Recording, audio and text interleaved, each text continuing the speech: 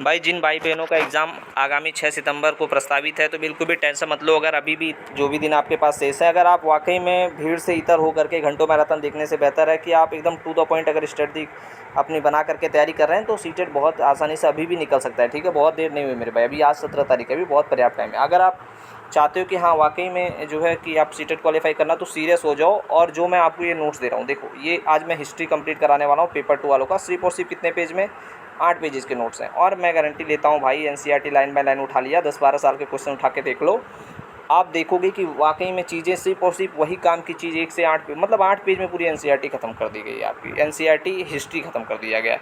जो एग्ज़ाम में आते हैं अकॉर्डिंग टू सिलेबस सीबीएसई के हिसाब से जो प्रश्न पूछे जाते हैं, आपको मैं एक ओवरव्यू दे देता हूँ। ठीक है, और इसके समझो मैं हर सब्जेक्ट के ये भी बता दूं कि हिस्ट्री के मैं लेकर के आया हूँ 8 पेज कराने वाला हूँ। इसके बाद जो नेक्स्ट वीडियो आएगी वो ज्योग्राफी प्लस सिविक्स का एक ही में मैंने 9 पेज का बना दिया, वो करवा दूंगा।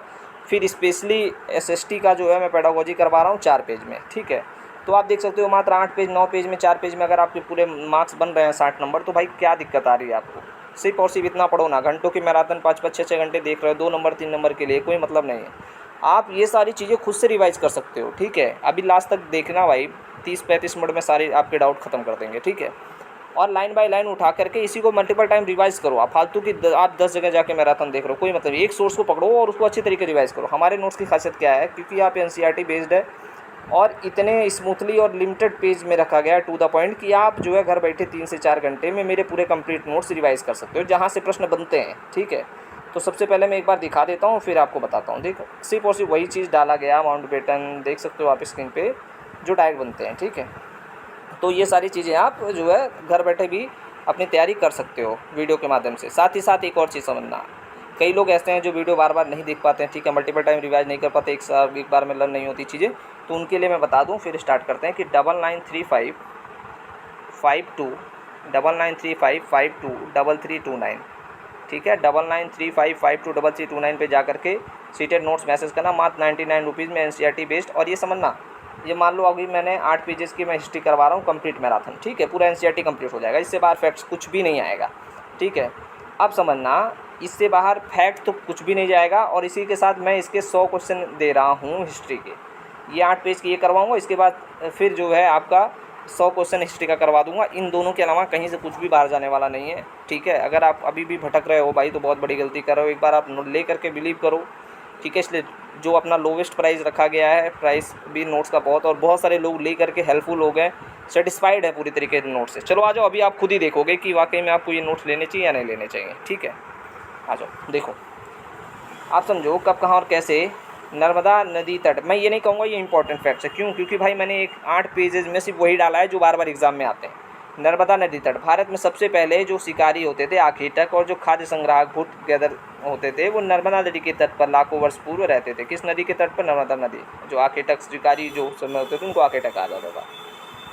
सुलेमान और किरथर पहाड़ियाँ उत्तर पश्चिम में, डायरेक्ट प्रश्न आएगा। और जो लोग भी पीवाई को सॉल्व कर रहे हैं भाई वो सीरियस हैं, तो उनको पता है कि सुलेमान और किरथर पहाड़ियों कहाँ पे स्थित है, तो उत्तर पश्चिम में उनकी दिशाओं से प्रश्न बनता है। कितने वर्ष पूर्व? 8000 वर्ष पूर्व। जहाँ के जो पुरुष स्त्री थे सबसे पहले उन्होंने कौन से अनाज, गेहूँ और जौ जैसे फसलों को उगाना प्रारंभ किया, तो पालन किया था पशुपालन, तो भेड़ बकरी और गाय बैल का। डायरेक्ट प्रश्न आएगा कि सुलेमान और किरथर की पहाड़ियों में सर्वप्रथम गेहूँ और जौ कहाँ उगाया गया, तो सुलेमान और किरथर की पहाड़ियों में किस दिशा में? उत्तर पश्चिम में। ठीक है, कितने वर्ष पूर्व? 8000 वर्ष पूर्व। गारो पहाड़ियाँ, उत्तर पूर्व में गारो पहाड़ियाँ हैं, मध्य भारत में विंध्य की पहाड़ियाँ हैं, तो विंध्य के उत्तर में सबसे पहले चावल उगाएगा। इंपॉर्टेंट है भाई, सभी चीज़ें इंपॉर्टेंट है, अभी इंपॉर्टेंट की जिक्र नहीं करेंगे। सिंधु तराई की सहायक नदियाँ याद कर लो कि लगभग 4700 वर्ष पूर्व इनके किनारों पर आरंभिक नगरों का विकास हुआ था। किसने? सिंधु पे।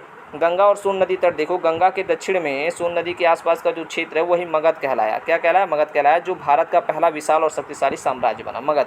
ठीक है, ये गंगा के दक्षिण में सोन नदी के आसपास का जो क्षेत्र है वो मगध कहलाया था। देश का नाम समझो, कैसे पढ़ा? ठीक है, इंडिया, उसको समझो। और यहाँ से भी क्वेश्चन डायरेक्ट आते हैं मेरे भाई। देखो देश का नाम, इंडिया शब्द इंडस से निकला है। किससे? इंडस से आया है प्रश्न, जिससे संस्कृत में सिंधु कहा गया। 2500 वर्ष पूर्व उत्तर से देखो उत्तर पश्चिम से जो ईरानी और यूनानी जो है सिंधु को इंदोस या इंदोस कहते थे।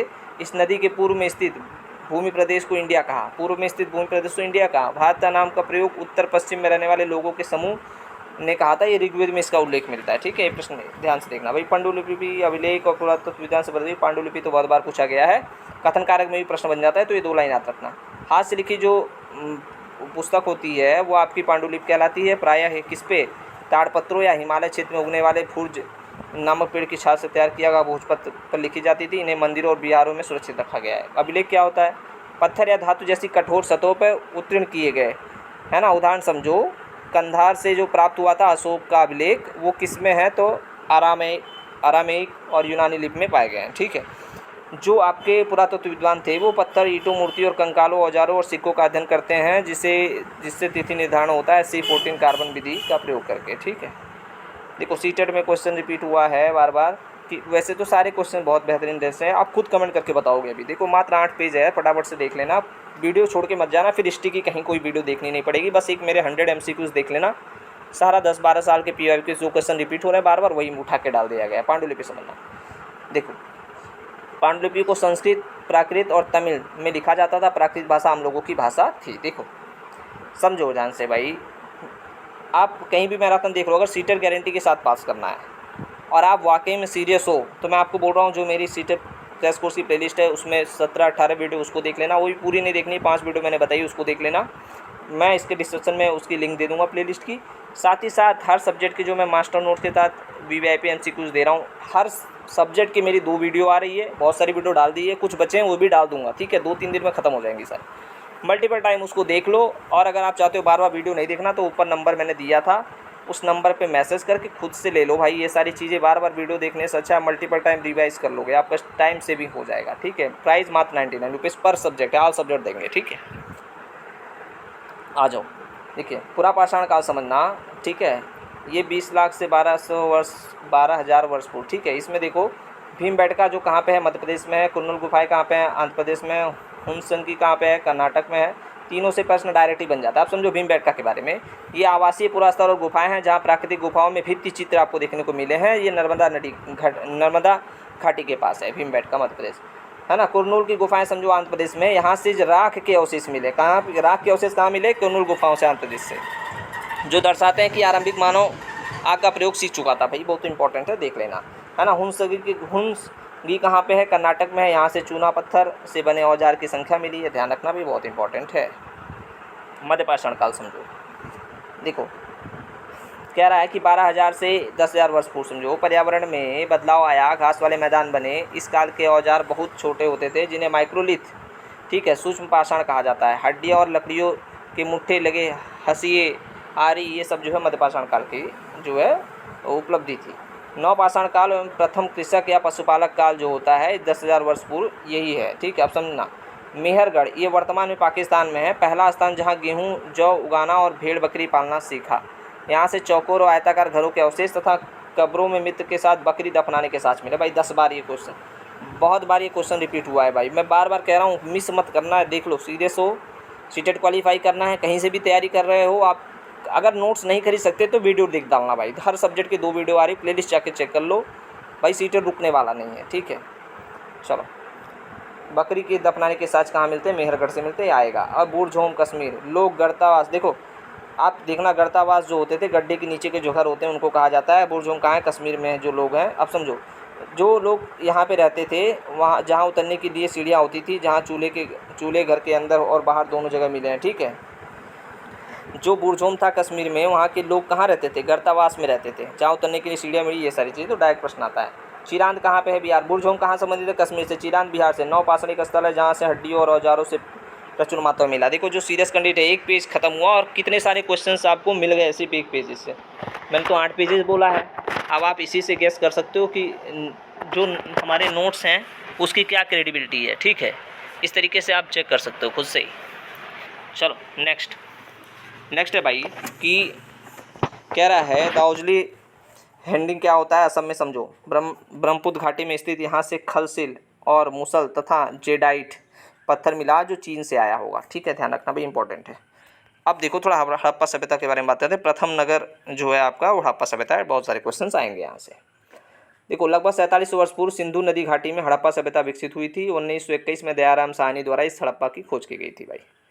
देखो नगर योजना, भाई ये सब क्वेश्चन बने हुए हैं, इसलिए मैं कह रहा हूँ ना, क्या लोगों को लगता नहीं था कि वाकई में सर आप इतने लिमिटेड पेज दे रहे थे। जिन्होंने भी नोट्स हमारे परचेज किए उन्होंने कहा सर बहुत शॉर्ट में डेटा तो नहीं है, लेकिन बाद में जब उन्होंने सीरियस होकर उसको मेरे एमसीक्यूज़ को देखा और नोट्स को पढ़ा तो उनको लगा सर ये मोर देन इनफ है, यहीं से सारे क्वेश्चन बन जा रहे हैं। एमसीक्यू मैंने किया तो सारे क्वेश्चन यहीं से बन रहे हैं। ठीक है, तो जितने लोग नोट लिए भाई सेटिस्फाइड है, इसलिए मैंने मात्र 99 रुपीज़ लगा दिया है। ठीक है, चलो आ जाओ। ये सब क्वेश्चन छपने वाले हैं। नगर योजना समझो, उस समय हड़प्पा सभ्यता में समझो नगर 2 भागों में बटे थे। पश्चिम का भाग छोटा पर ऊंचाई पर बना था जिसे नगर दुर्ग कहा जाता था। पूर्व का भाग बड़ा पर निचले इलाके में था जिसे निचला नगर कहते थे। दीवारें पक्की ईंट की चिनाई से बनी थी। ठीक है, चलो मोहनजोदड़ो देख लो भाई। यहाँ महास्नानागार मिला है, बहुत बार प्रश्न आया। देखो मैं इसलिए बार बार कह रहा हूँ कि सारे क्वेश्चन रिपीट हुए हैं, सारे फैक्ट्स रिपीट हुए हैं, इसलिए सारे एक लाइन बाई लाइन ध्यान से देखना, स्पीड बढ़ा के देखना, कैसे भी देखो। मिला जिसे ईंट और प्लास्टर से बनाकर चारकोल की परत से वाटरप्रूफ किया गया था। विशेष अवसरों पर विशेष लोग स्नान करते थे। कालीबंगा कहाँ पे है? राजस्थान में। लोथल कहाँ पे? गुजरात में। भाई स्थल से भी डायरेक्ट पूछेगा कि किस राज्य से संबंधित है, दिमाग में छाप लेना। यहाँ से अग्निकुंड से मिले हैं जहाँ से ये किए जाते थे। अन्नागार हड़प्पा, मोहनजोदड़ो और लोथल से बड़े भंडार गृह मिले हैं यहाँ पे। लोथल समझना, साबरमती की सहायक नदी के किनारे स्थित है लोथल। यहाँ से डॉकयार्ड यानी बंदरगाह मिला जहाँ से समुद्री व्यापार होता था। मनके बनाने का केंद्र यहीं पे था लोथल में। चलो धोलावीरा समझ लो, कच्छ गुजरात में है। यह 3 भागों में बटा था। बाकी दो नगर 2 भागों में थे। हर भाग के चारों ओर पत्थर की ऊंची दीवारें और बड़े प्रवेशद्वार थे। यहाँ से हड़प्पा लिपि के बड़े बड़े अक्षरों और पत्थरों में खुदा पाया गया। मोहरे और मुद्रांकन समझो क्या होता है। पत्थर की आयताकार मोहरों पर जानवरों के चित्र होते थे उस समय। ठीक है, गीली मिट्टी पर दबाकर सील लगाई जाती है। ठीक है, आ जाओ भाई नेक्स्ट क्या कह रहा है। 1 सेकेंड।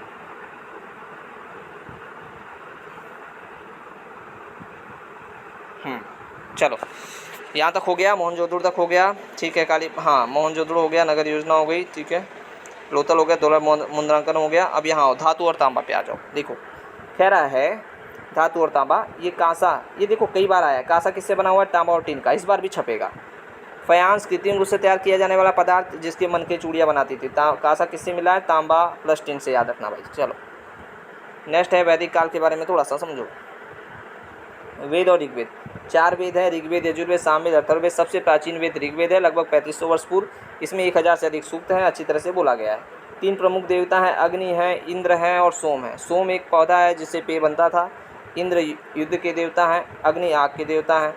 ऋग्वेद की भाषा प्राक संस्कृत या वैदिक संस्कृत है। संस्कृत जो है भारोपीय इंडो यूरोपियन भाषा परिवार का हिस्सा है भाई। इंपॉर्टेंट है, सभी चीज़ें इंपॉर्टेंट है भाई, इसमें कुछ भी 8 पेज में कुछ छोड़ने लायक। महापाषाण समझो, बड़े पत्थर कब्रों पर निशान लगाने हेतु लगाए जाते थे। दक्कन, दक्षिण भारत, उत्तर पूर्व में प्रचलित।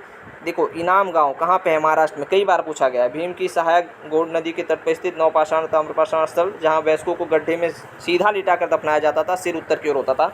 इनाम गांव में भाई ये सब छपे हुए प्रश्न हैं।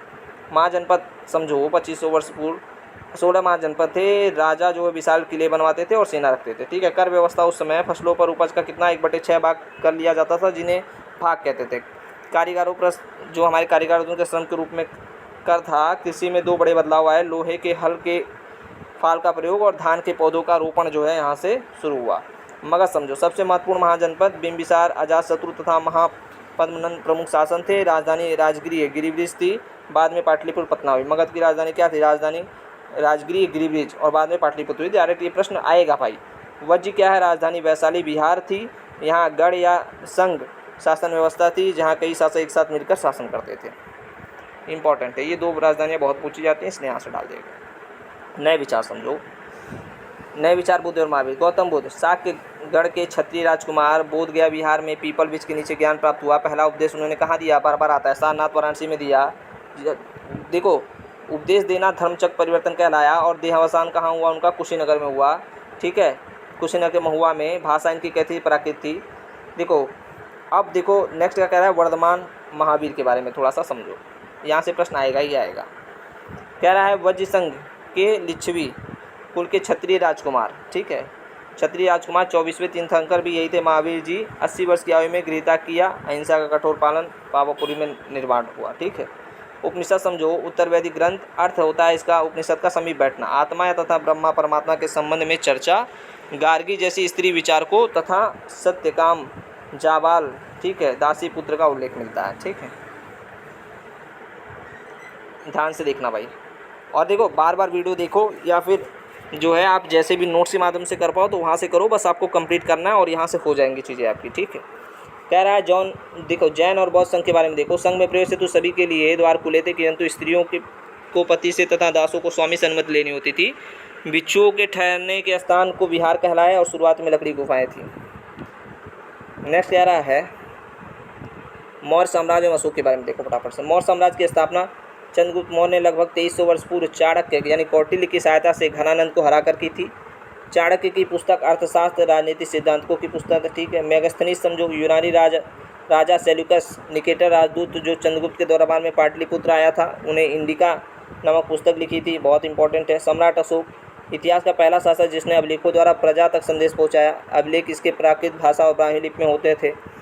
कलिंग युद्ध देखो उड़ीसा में, युद्ध के भीषण नरसंहार को देखकर अशोक का हृदय परिवर्तन हुआ और उसने युद्ध का त्याग कर धम्म का मार्ग अपनाया। अशोक का धम्म देखो, इसमें किसी देवता की पूजा या कर्मकांड की आवश्यकता नहीं थी। अशोक ने धम्म के प्रचार हेतु धम्म महामत नामक अधिकारियों की नियुक्ति की। सीरिया, मिस्र, ग्रीस तथा श्रीलंका में दूत भेजे। सारनाथ स्तंभ समझो, अशोक स्तंभ के शीर्ष पर बने 4 सिंहों के चित्र को भारत का राष्ट्रीय प्रतीक के रूप में जाना जाता है। अब देखना ध्यान से, कह रहा है कि रेशम मार्ग। अब दूरस्थ भूभाग में संपर्क, गुप्त वंश और संस्कृति के बारे में देखेंगे। चीन से रेशमी कपड़े दूर देशों में ले जाने वाला व्यापारिक मार्ग, ठीक है। इस पर नियंत्रण रखने वाले शासकों में सबसे प्रसिद्ध कौन थे? कुषाण थे। राजधानी इनका पेशावर और मथुरा था। कुषाण राजा कनिष्क ने के काल में चौथी बौद्ध संगीत हुई थी। अश्वघोष ने बुद्ध चरित्र की रचना की थी। डायरेक्ट प्रश्न आएगा, ठीक है। चौथी बौद्ध संगीत किसके शासनकाल में? कुषाण राजा कनिष्क के काल में, ठीक है। दक्षिण भारतीय साम्राज्य मूवेंदार के बारे में समझो। संगम कविताओं में 3 सरदारों चोल, चेर और पांडे हेतु मूवेंदार शब्द आया। सातवाहन वंश का सबसे प्रमुख राजा गौतमीपुत्र श्री सातकर्णी था, जिन्हें दक्षिण पथ के स्वामी कहा गया। गुप्त साम्राज्य के बारे में समझो। श्रीगुप्त संस्थापक थे इसके। चंद्रगुप्त मौर्य ने महाराजा धीराज की उपाधि भी हासिल की थी। और समुद्रगुप्त भारत का नेपोलियन बार बार पूछा जाता है। दरबारी कवि हरिशेन द्वारा रचित प्रयाग प्रशस्ति या इलाहाबाद स्तंभ लेख से जानकारी मिलती है। वीणा बजाते हुए सिक्कों पर दर्शाया गया है। चंद्रगुप्त द्वितीय समझो विक्रमादित्य के बारे में। इन्हें दरबार में कवि कालिदास और खगोल शास्त्री आर्यभट्ट थे, ठीक है। चीनी यात्री फाह्यान इनके शासनकाल में भारत आया। चंद्रगुप्त द्वितीय के शासनकाल यानी विक्रमादित्य के शासनकाल में, ठीक। अब आ जाओ यहाँ पे, कह रहा है हर्षवर्धन और बाणभट्ट। हर्षवर्धन 600 ईसा पूर्व के दरबारी कवि। बाणभट्ट ने संस्कृत में हर्षचरित जीवनी लिखी। चीनी यात्री हेनसांग हर्ष के दरबार में आया और नालंदा विश्वविद्यालय में अध्ययन किया। बहुत इंपॉर्टेंट है। विज्ञान और स्थापत्य समझो।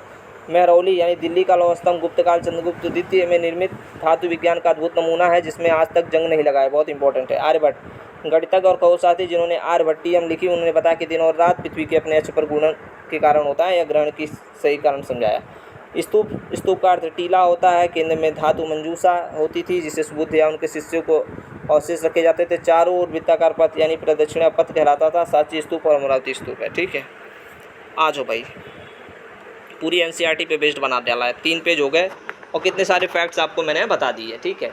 8 पेज पूरा कराऊंगा, इसके बाद फिर इसके 100 MCQs कराऊंगा। ऐसे ही हिस्ट्री ज्योग्राफी के 9 पेज हैं, उसके 100 MCQs हैं। उसके बाद पेडागोजी के जो है 4 पेज हैं, उनके 100 MCQs है। भाई कुछ भी छोड़ूंगा नहीं, लेकिन इन सब के लिए अगर आप, फिर से मैं कह रहा हूँ कि आप खुद से करो तो और बेहतर होगा। ये सारी PDF आप खुद से पढ़ोगे, 2-3 बार पढ़ लो मेरे भाई, काम हो जाएगा आपका, ठीक है। सीटेट क्वालिफाई होने से तो कोई भी टेंशन नहीं है, बस आप सीरियस होकर उसको फॉलो करो अगर, ठीक है।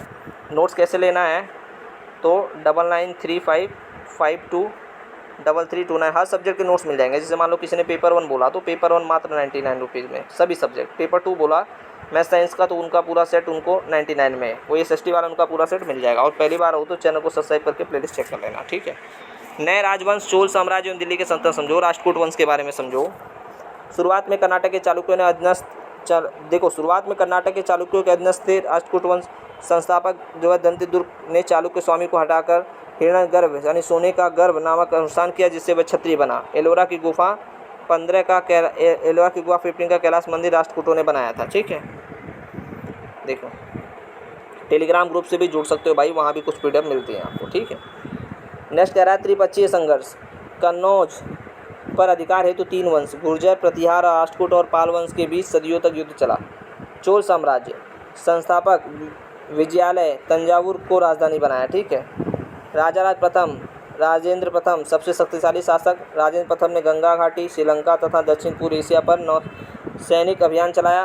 तंजावुर का बृहदेश्वर मंदिर बनवाया इन्होंने, ठीक है। नेक्स्ट है चोल कांस्य मूर्तियाँ संसार के सबसे उत्कृष्ट कांस्य मूर्तियों में गिनी जाती हैं। उदाहरण नटराज मूर्ति या लुप्त मोम, ठीक है, इस विधि से बनती हैं। प्रशासनिक इकाइयाँ समझो, किसानों की बस्ती उर, गाँव का समूह नाडू, धनी कृषकों की सभा सभा, है ना, उत्तरामेरूर। अभिलेख से सभा के चुनाव की जानकारी मिलती है। इंपॉर्टेंट है भाई, देखो कुछ भी चीज़ें छोड़ी नहीं गई हैं। आप वीडियो को रोक के ध्यान से देख के पढ़ लो, ठीक है, और मल्टीपल टाइम रिवाइज कर लो। दिल्ली के सल्तनत नोट्स देखो कितने बेहतरीन तरीके से हैं, आप देख सकते हो। अभी तो इसके एमसीक्यूज देखोगे तो आपको लगेगा हाँ वाकई में कुछ भी छोड़ा नहीं गया। जो फैक्ट्स में अगर कुछ मिस हो रहे थे सब एमसीक्यूज में डाल दिए गए। गुलाम वंश, कुतुबुद्दीन ऐबक 1206 ने स्थापना की। 60 में मैं चाह रहा था कि हिंदी SST में 60 में 60 कहीं भी किसी का कुछ कम ना होने पाए, ठीक है। देखो गुलाम वंश से कुतुबुद्दीन ऐबक 1206 ने स्थापना की थी। इल्तुतमिश की पुत्री रजिया सुल्तान 1236-1240 दिल्ली की पहली एकमात्र महिला शासक बनी। ये प्रश्न आता है कई बार। इतिहासकार मिनहाज ए सिराज ने लिखा कि वह अपने भाइयों से अधिक योग्य थी, परंतु समाज ने स्वीकार नहीं किया। खिलजी वंश समझो, अलाउद्दीन खिलजी ने बाजार नियंत्रण प्रणाली लागू की, बार बार आता है। सैनिकों को नगद वेतन दिया, घोड़ों को दाग और सैनिकों का हुलिया रखने की प्रथा शुरू की। तुगलक वंश, मोहम्मद बिन तुगलक ने राजधानी दिल्ली से दौलताबाद यानी देवगिरी स्थापित की और तांबे की सांकेतिक मुद्रा चलाई जो असफल रही। भाई पूछा गया है, मोहम्मद बिन तुगलक जिसने राजधानी दिल्ली से दौलताबाद की थी। इक्ता व्यवस्था, सुल्तान द्वारा सैनिक सेनापति को राजस्व वसूलने के लिए इक्ता कहलाते थे। इलाके जो रहते थे वो इक्ता कहलाते थे और इक्तादार मुक्ति कहलाते थे जो वसूलते थे।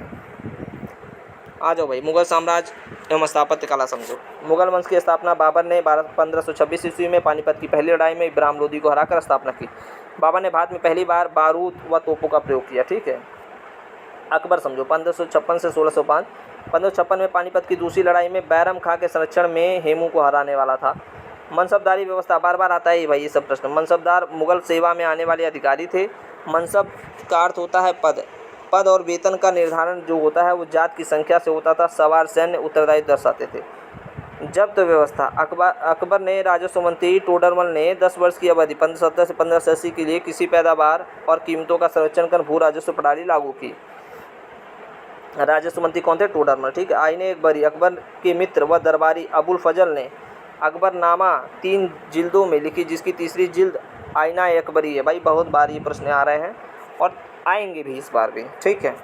देखो जब आप चीज़ों को एकदम सिस्टमेटिक और अकॉर्डिंग टू सिलेबस पढ़ते हैं तो आपको लिमिटेड सोर्स, देखिए आप मार्केट से 10 बुक ला के अपने पास रख लीजिए, कोई मतलब नहीं। सीटेट का रिजल्ट इतना कम क्यों बनता है? अंडरस्टैंडिंग लेवल बढ़ाइए, पेडागोजी का खेल है सीटेट, और फैक्ट्स के साथ आप चलिए। एनसीईआरटी पे सारे प्रश्न वहीं से हूबहू मिलेंगे, ठीक है। इसलिए देखो मैंने हिस्ट्री को खाली 8 पेज में सिमटा दिया, ठीक है। चाहता तो इसको बड़ा कर सकता था।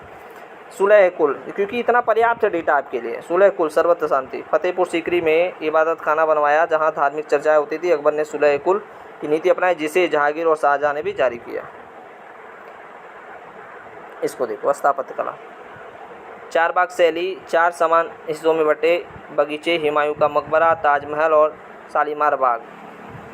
पितरा दूरा, इसका मतलब क्या होता है? उत्कीर्णित जो संगमरमर या बलुआ पत्थर पर रंगीन कीमती पत्थरों को दबाकर बनाए गए जो सुंदर फूल पत्तियों के नमूने होते थे। शाहजहाँ के तख्ते ताउस, मयूरासन और ताजमहल में इसका प्रयोग किया गया है। जनजातीय और भक्ति आंदोलन, क्षेत्रीय संस्कृति समझो। जनजातियाँ, गोंड, गोंडवाना विशाल वन प्रदेश में रहते थे, स्थानांतरित कृषि करते थे। गढ़कटांग या गोंड राज्य था जिसने 70,000 गाँव में बांटा गया था। रानी दुर्गावती ने अकबर की सेना आसिफ खान से युद्ध किया था। अहोम क्या होते हैं? म्यांमार के से आकर ब्रह्मपुत्र घाटी यानी असम में बसे पाइक वे लोग थे जिनसे जबरन बेगार लिया जाता था अहोम साम्राज्य में। सॉरी, इतिहास को बुरंजी नामक जो वंशावलियाँ थी उसमें लिखा गया था, ठीक है। भक्ति या सूफी संत के बारे में समझो। सूफी आंदोलन, दक्षिण भारत में 7वीं 9वीं सदी में नयनार शिव भक्त 63 तथा अलवार विष्णु भक्त 12 संतों का उदय हुआ था। इंपॉर्टेंट है। 4 पेज कंप्लीट हो गए भाई, 4 और बचे। थोड़ा स्पीड बढ़ाने की कोशिश करते हैं। वीडियो थोड़ी सी लंबी होगी लेकिन सिर्फ और सिर्फ एनसीईआरटी बेस्ड होगी। यहाँ से क्वेश्चन आपको बहुत सारे देखने को मिलेंगे, ठीक है। चलो देखो नेक्स्ट क्या कह रहा है कि वीर शैव आंदोलन कर्नाटक, ठीक है। बसवन्ना, अल्लाम प्रभु और अक्क महादेवी द्वारा प्रारंभ, उन्होंने सभी मनुष्यों की समानता और जाति प्रथा कर्मकांड का विरोध किया, ठीक है। कबीर 15वीं से 16वीं शताब्दी उनके पद बीजक में संकलित है तथा गुरु ग्रंथ साहिब पंचवाड़ी में भी शामिल है। निराकार ईश्वर की भक्ति पर जोर दिया है। गुरु नानक सिख धर्म के संस्थापक, करतारपुर में धार्मिक केंद्र स्थापित किया। लंगर यानी साझा रसोई और संगत की शुरुआत भी इन्होंने की थी, याद रखना भाई। उत्तराधिकारी कौन थे? गुरु अंगद थे, गुरुमुखी लिपि के जनक जिन्हें कहा जाता है।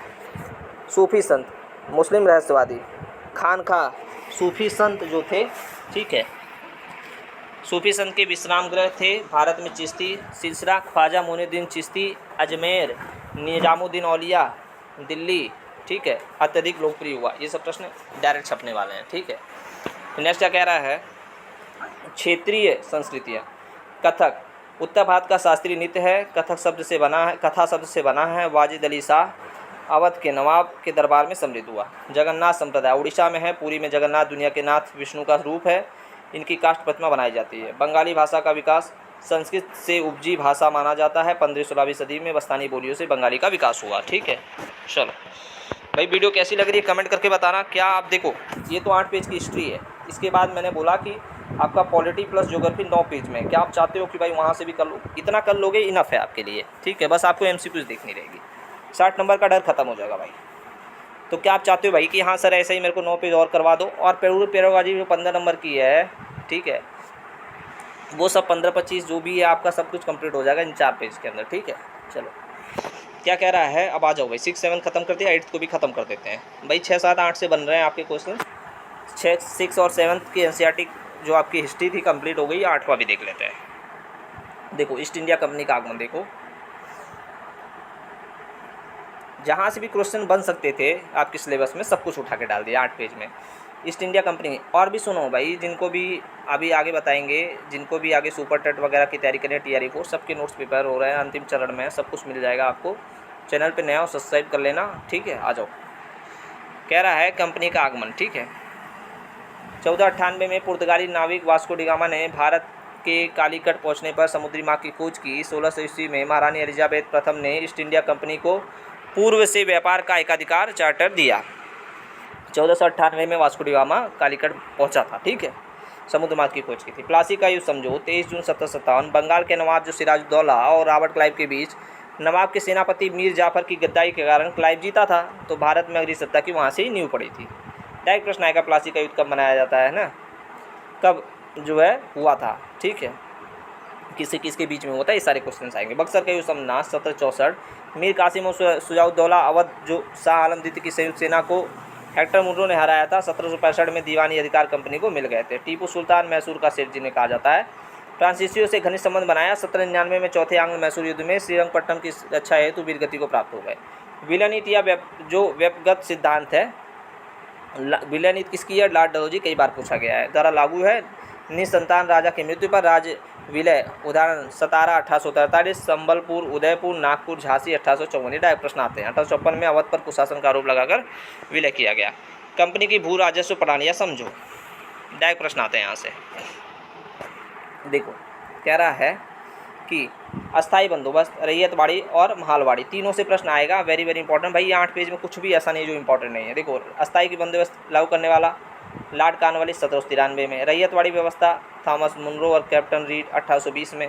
महलवाड़ी व्यवस्था हार्ट मैकेंजी 1822 में। देखो, अस्थाई बंदोबस्त क्षेत्र कहाँ पे? बंगाल, बिहार, उड़ीसा में। मुख्य विशेषता क्या थी? जमींदारों की भूमि का स्वामी बनाना, जमींदार को भूमि का स्वामी बनाना, भू राजस्व की दर हमेशा के लिए निश्चित कर दिया जाए। रैयतवाड़ी जो थी वो मद्रास, बम्बई और दक्षिण भारत में थी। बिचौली यानी जमींदार को हटाकर सीधे किसान यानी रैयत से लगान वसूली का अनुबंध किया गया। महालवाड़ी में क्या था? उत्तर पश्चिम प्रांत पंजाब में था। गांव महाल को एक इकाई माना गया। गांव के मुखिया महाल को पूरे गांव का लगान इकट्ठा करने का काम दिया गया। देखो, जमींदारों की को भूमि का स्वामी अस्थाई बंदोबस्त, जमींदार को हटा के सीधे किसान से लगान वसूली रैयतवाड़ी व्यवस्था, और महाल कि जो गांव के मुखिया होते थे उनको गांव का लगान ठन्ने करने का काम महालवाड़ी व्यवस्था में दिया। ठीक, देखो सीटा रिपीट क्वेश्चन थोड़ा सा देख लो क्या इसमें है। देखो, नील विद्रोह जो था 1859, बंगाल के नवाबगंज में किसानों ने निज और रैयती खेती के शोषणकारी नीलाम व्यवस्था के खिलाफ बगावत की, और दीनबंधु मित्र ने अपने नाटक नील दर्पण में नील किसानों की दुर्दशा का सजीव वर्णन किया है। आदिवासी विद्रोह में 1857 का संग्राम। देखो 5 पेज हो गए, 5वां पेज देखो फटाफट से करें। आदिवासी विद्रोह मैं चाह रहा हूँ कि जल्द से जल्द कंप्लीट हो, लेकिन भाई पूरी 6, 7, 8 की एनसीईआरटी 8 पेज में समझाऊँ तो थोड़ा सा तो चीज़ें थोड़े से टाइम देनी पड़ेगी आपको। आप 1.5, 2 घंटे के मैराथन देख रहे हो, यहाँ तो सिर्फ आपको 8 पेज देखना है और सारी चीज़ें डेटा वहीं जितना आप 2 घंटे 3 घंटे के मैराथन में पाओगे उतना ही 60 पेज के 30 मिनट के मैराथन में मिल जाएगा। आदिवासी विद्रोह 1857 का महासंग्राम देख लेना मेरे भाई। आदिवासी समाज व डीकू, देखो बाहर से आने वाले महाजन व्यापारी और अंग्रेज अधिकारियों को आदिवासी डीकू कहा जाता था, ठीक है। देखो बिरसा मुंडा जो है छोटा नागपुर झारखंड में मुंडा जनजाति के नायक थे। उन्होंने उलगुलान विद्रोह का नेतृत्व किया और सत्ययुग यानी मुंडा राज की स्थापना का आह्वान किया। सफा होड़ आंदोलन भी इन्होंने चलाया था। संथाल हुल देखो 1885 सिद्धू और कानू के नेतृत्व में झारखंड बंगाल के संथालों ने अंग्रेज और जमींदारों के खिलाफ जो विद्रोह किया, ठीक है। 1857 का प्रथम स्वतंत्रता संग्राम समझो। तत्कालीन कानून समय जो बैरकपुर छावनी के सैनिक थे मंगल पांडे ने चर्बी वाले कारतूस यानी एनफील्ड राइफल जिसमें गाय और सुअर की चर्बी की अफवाह थी के प्रयोग से इनकार किया। 29 मार्च 1857 को अंग्रेज अफसर को गोली मारी, ठीक है।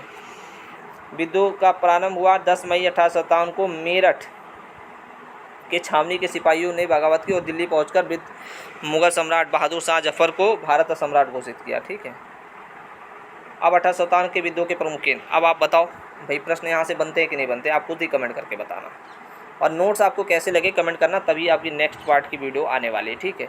और अगर नोट्स चाहते हो तो फिर बता रहा हूँ आपको 9935523329। देखो प्राइस बहुत लोवेस्ट रखी गई, इससे कम प्राइस का कोई मतलब नहीं है भाई।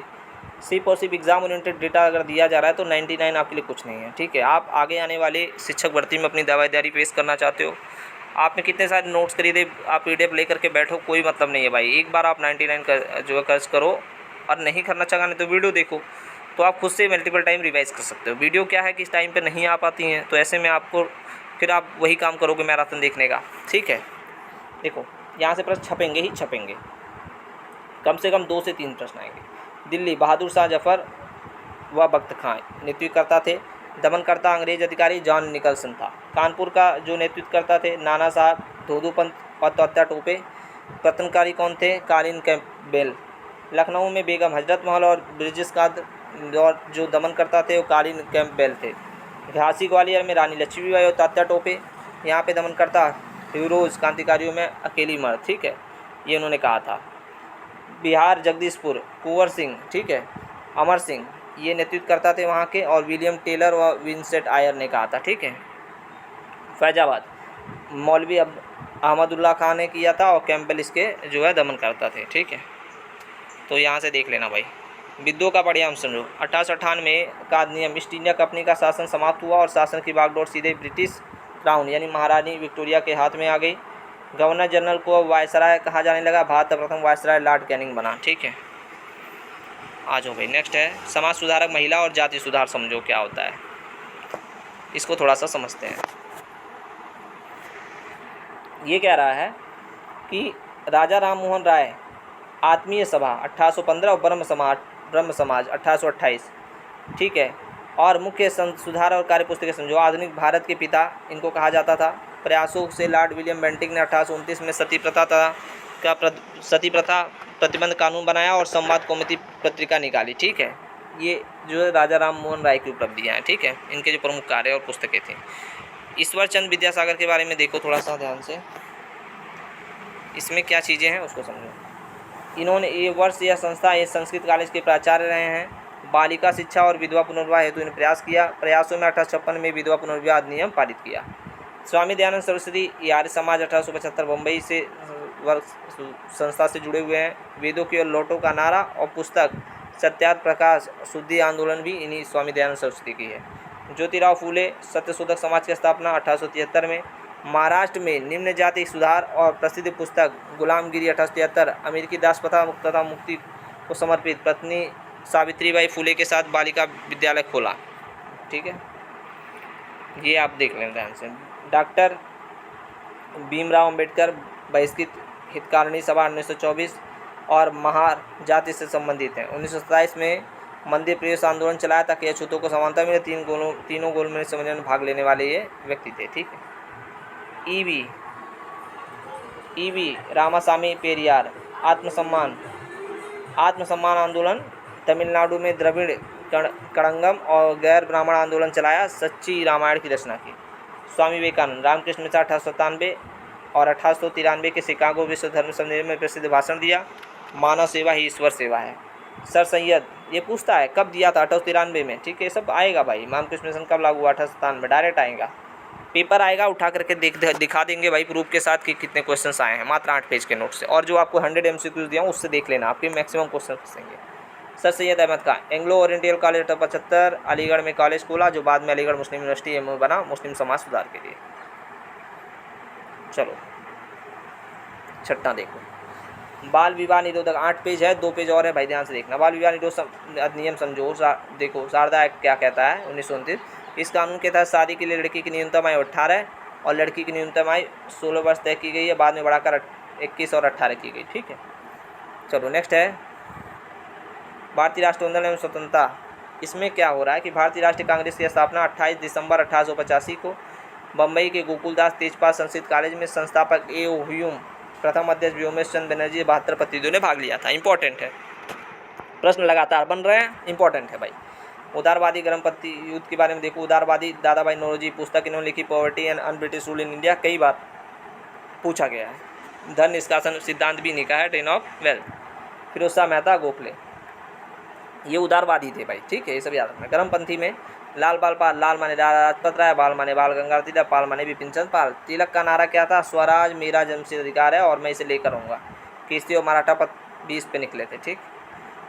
अब नेक्स्ट कह रहा है बंगाल विभाजन 1905। लॉर्ड कर्जन द्वारा विभाजन में विरोध में स्वदेशी एवं बहिष्कार आंदोलन शुरू हुआ। 1906 में ढाका में मुस्लिम लीग की स्थापना। 1907 में सूरत अधिवेशन कांग्रेस का विभाजन हुआ। बहुत बार ये प्रश्न आए हैं भाई, ये बहुत सारे इंपॉर्टेंट इसमें डेटा दिए गए हैं।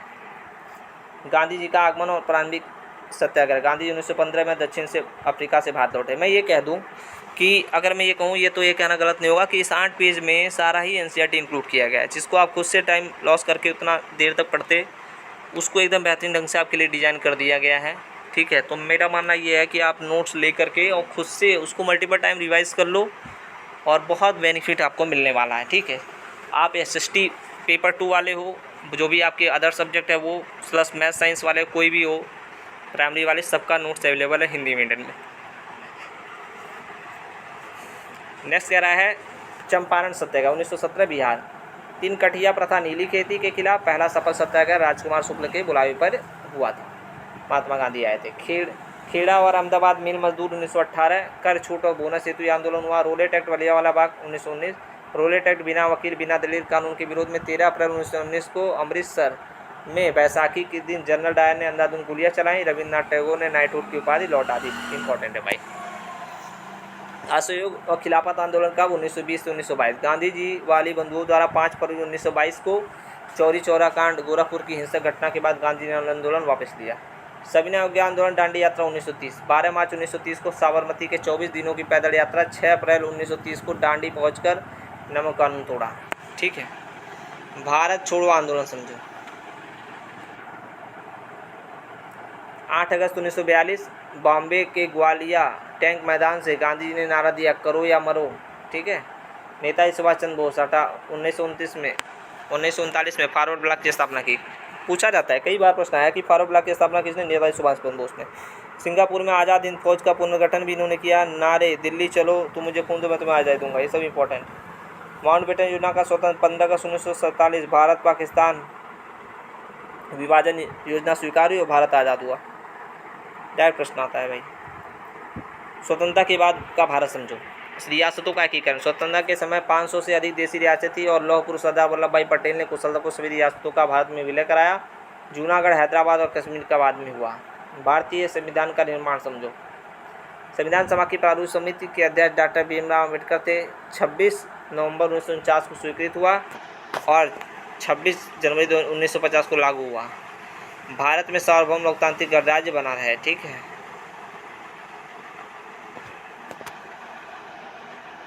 नेक्स्ट देखते हैं राज्यों का पुनर्गठन आयोग। देखो,